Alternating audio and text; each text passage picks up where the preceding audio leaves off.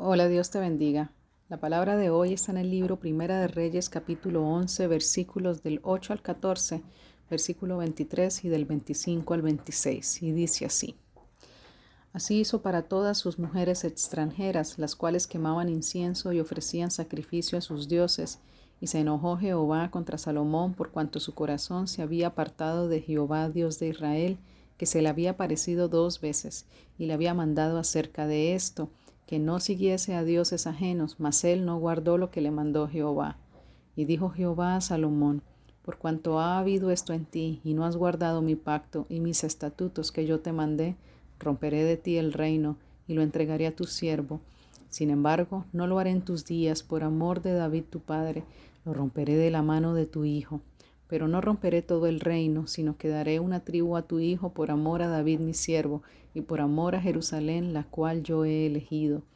Y Jehová suscitó un adversario a Salomón, Hadad edomita, de sangre real, el cual estaba en Edom. Dios también levantó por adversario contra Salomón a Rezón, hijo de Eliada, el cual había huido de su amo Hadadezer, rey de Soba, y fue adversario de Israel todos los días de Salomón, y fue otro mal con el de Hadad, porque aborreció a Israel y reinó sobre Siria. También Jeroboam, hijo de Nabat, efrateo de Sereda, siervo de Salomón, cuya madre se llamaba Serúa, la cual era viuda, alzó su mano contra el rey. Bueno, aquí el Señor habla muchas cosas. Es un pasaje, ¿verdad?, con mucha enseñanza de parte del Señor. Lo primero es que por más que Salomón fuera hijo de David, fuera ungido, fuera el hombre más sabio, el hombre más rico, el hombre más próspero, en aquellos tiempos el pecado, dice la palabra, que la paga del pecado es muerte. Por tanto, por más que una persona tenga dones, tenga llamado, tenga unción, el pecado produce muerte. Muerte espiritual produce juicio, produce todas las maldiciones que están escritas en la palabra. Trae enfermedades, trae ruina y, como vemos en la mayoría de pasajes en la palabra de Dios, cada vez que Israel pecaba, cada vez que un siervo pecaba, el Señor levantaba adversarios para traer la disciplina, la corrección a esta nación o a este siervo. Entonces, es como la misericordia de Dios al mismo tiempo para con Salomón, por cuanto vemos aquí que el Señor permitió que se levantaran adversarios. En los últimos días de Salomón tuvo ataques de sus enemigos, es decir, a causa de la idolatría en la que cayó, porque su corazón se desvió por causa de las mujeres y se apartó del Señor. Esto trajo las consecuencias de que sus enemigos se levantaron contra él al final. Trajo como consecuencia que perdió prácticamente el reino, ¿no? El reino se dividió.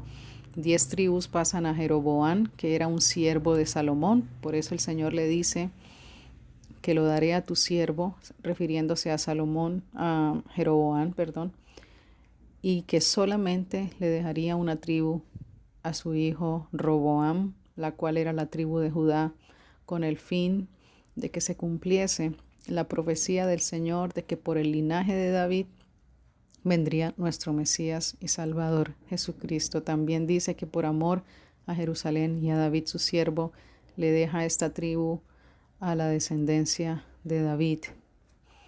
Entonces vemos cómo el Señor corrige, disciplina cuando pecamos, por cuanto en su justicia así debe serlo. Él no puede transgredir su palabra. Y su palabra dice: la paga del pecado es muerte, el pecado trae maldición, el pecado trae consecuencias, y el Señor debe cumplir su palabra y mantenerse fiel a su palabra. Asimismo, también vemos la misericordia, como a pesar de lo que hizo Salomón, él no recibió una destrucción completa. Él fue guardado él fue guardado porque dice la palabra que no lo iba a hacer en sus días, es decir, Salomón no iba a verlo con sus ojos, mas se lo anunció el Señor, que iba a romper el reino, pero que no lo iba a hacer en sus días. Es decir, hubo misericordia de Dios para Salomón por causa de David, pero también porque el Señor no desconocía lo bueno que Salomón había hecho. Es decir, el Señor es justo y en su justicia nos disciplina y nos corrige cuando pecamos, pero tampoco deja de ver las cosas que hemos hecho por amor de su nombre. Y eso es maravilloso, porque esa es la misericordia, la gracia y el favor de Dios. Y la última cosa que el Señor me mostraba en este pasaje es cómo cuando Él ha determinado que algo acontezca, es decir, la promesa de la venida de su Hijo, la promesa de un Mesías Salvador, por medio del linaje de David, tenía que cumplirse como fuese lugar.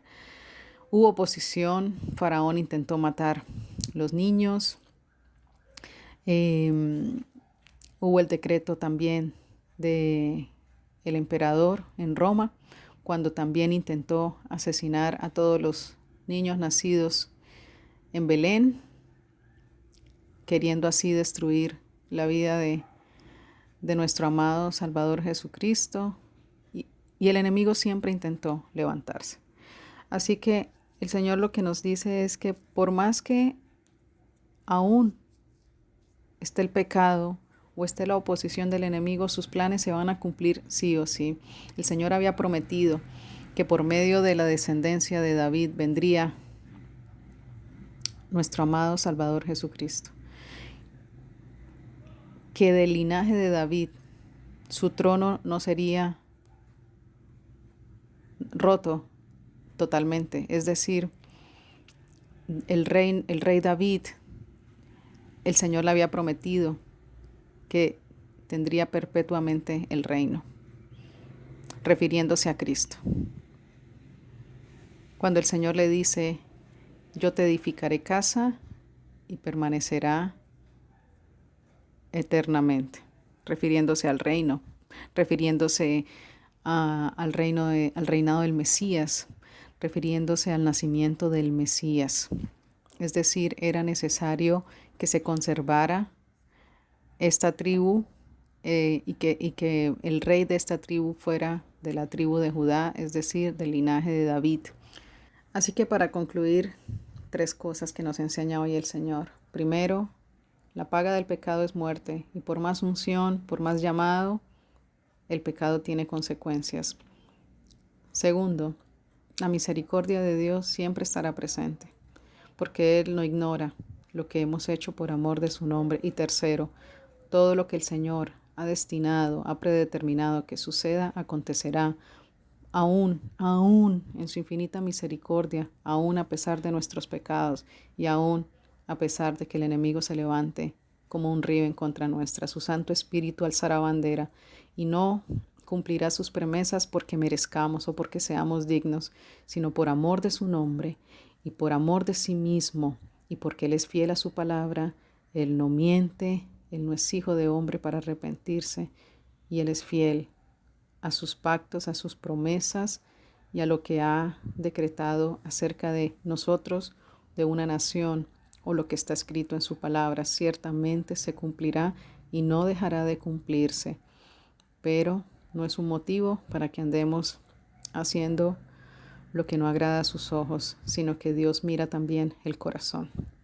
Así que dispongamos nuestro corazón para andar en obediencia al Señor, en temor de su nombre, en obediencia a su palabra, para que podamos ver con nuestros ojos el cumplimiento de las promesas del Señor y que seamos receptores de su misericordia junto con nuestras familias, así como Salomón recibió misericordia de Dios por causa de David su padre. Así que en el nombre de Jesucristo de Nazaret, recibe esta palabra, que sea una semilla plantada en la tierra de tu corazón, que quede grabada en tu corazón, en tu mente, y que pongas por obra tal como el Señor te ha ministrado hoy. El Señor te bendiga, bendiga tu familia, bendiga tu hogar, bendiga tu alacena, bendiga tu descendencia. El nombre del Señor sea puesto sobre ti. En el nombre poderoso de Jesucristo de Nazaret, te bendigo.